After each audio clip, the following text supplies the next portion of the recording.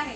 तर मित्रांनो, मी तुम्हाला आज इंग्रजी भाषेचं महत्त्व सांगणार आहे आणि नेमकं स्पीकिंग सेक्शन मध्ये येऊन आपला कॉन्फिडन्स लेवल कसा वाढतो हे तुम्हाला मी आता इंग्लिशमध्ये सांगणार आहे. तर बघा, means firstly you completed your basic knowledge early. Means when you completed your basic knowledge clearly, so you come early in the speaking section. When you come in speaking section, so you get confidence about the English language. Means in the speaking section there is one rule.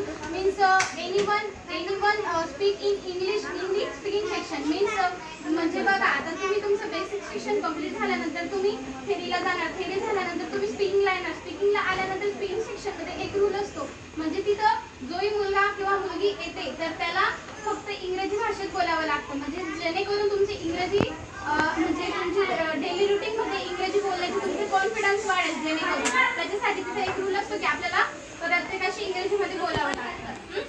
तर बघा मित्रांनो, जर तुम्हाला इंग्रजी शिकायची, लवकर इंग्रजी बोलायला शिकायचं असेल तर तुम्हाला तुमचं बेसिक सेक्शन लवकर कंप्लीट करून थेरीमध्ये जायचंय. थेरी कंप्लीट झाल्यानंतर लवकरात लवकर स्पीकिंग सेक्शनला यायचंय.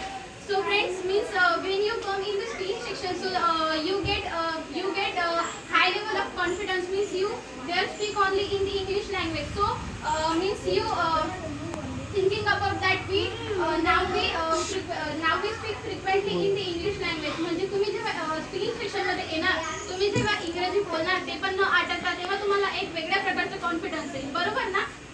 सपोज आता तुम्ही सगळे बेसिक सेक्शनला तुम्हाला इंग्रजी बोलता येतं का सगळ्यांना? नाही बोलता येत ना अजून.